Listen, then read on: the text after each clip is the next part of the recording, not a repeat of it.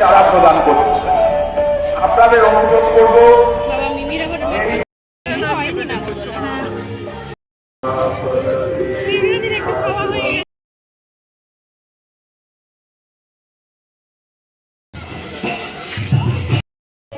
Hello, আমি মুনমুন। আমি চলে এসেছি আজ একটি নতুন ভিডিও নিয়ে, যেখানে আমি আপনাদের সাথে শেয়ার করব আমার রথযাত্রার মেলা ঘোরার একটি ভিডিও।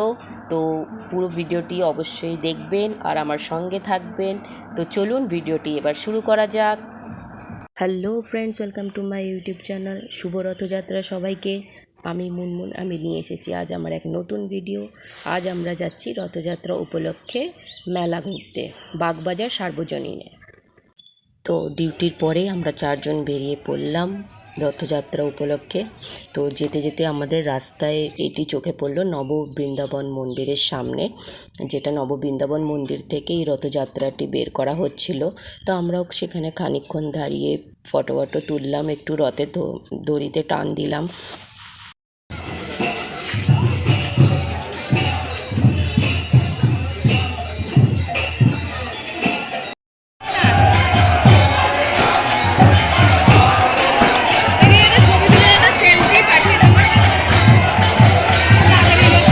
তারপর সেখান থেকে আমরা চলে গেলাম বলরাম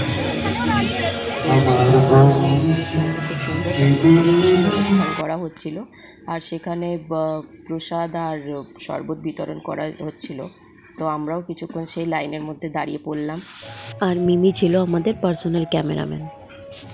বলরাম মন্দিরের সামনে থেকে একটি শোভাযাত্রা যাচ্ছিল, আর সেই রথটি খুব সুন্দরভাবে ডেকোরেশন করা হয়েছিল।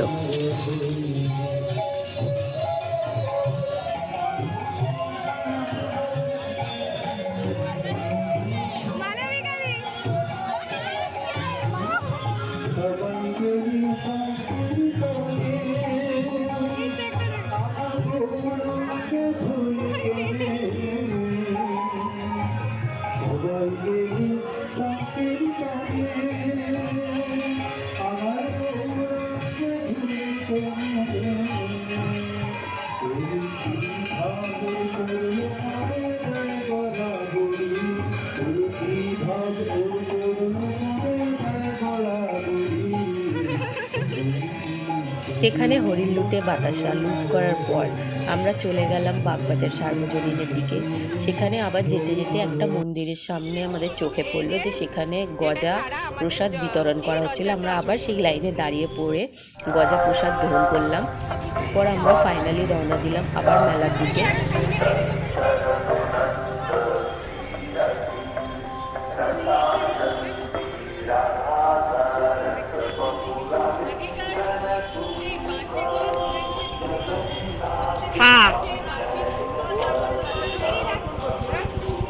বাজার করতে যাচ্ছিস না মেলা দেখতে? যাব। এখন আমরা যাচ্ছি বাগবাজার সার্বজনীনের দিকে। সেখানে বসেছে জগন্নাথের মেলা। সবাইকে হ্যাপি রথযাত্রা।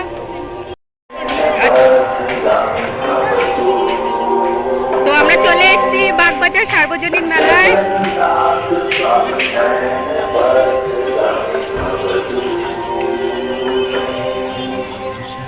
আমরা রথযাত্রার মেলা দেখতে গেছিলাম একেবারে মেলার প্রথম দিনেই বিকেলে।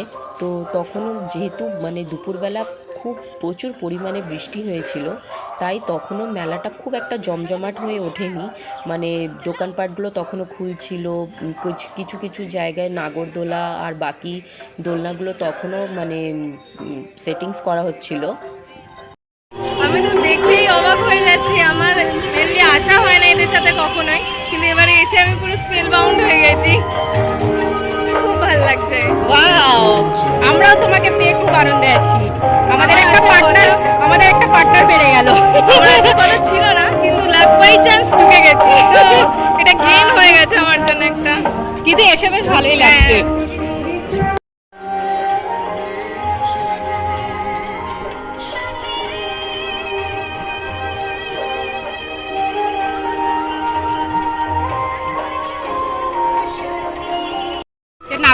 নাগরদোলাটা এখনো অসম্পূর্ণ রয়েছে, মনে হয় বৃষ্টির জন্য।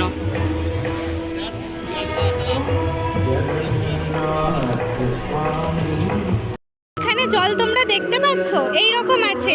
আমি মুনমুনদিকে ডাকছি, মুনমুনদি বলছে আমি যাব না, আমি পড়ে যাব।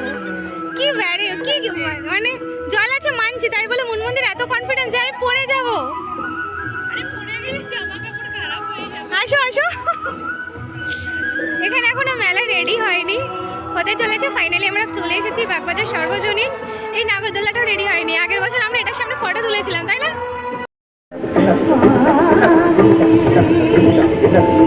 তুই এইভাবে দাঁড়িয়ে আছিস কেন?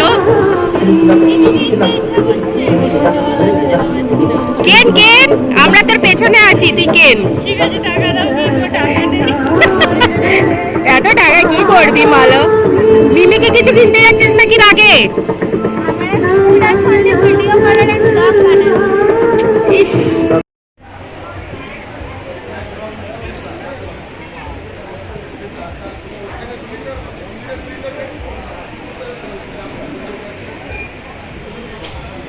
রথ মানে জিলিপি আর পাঁপড়। তো সেখানে আমাদের চোখে পড়ে জিলিপি, আমরা সেখান থেকে জিলিপি কিনি আর সেখানেই আমরা খাওয়া শুরু করে দিই।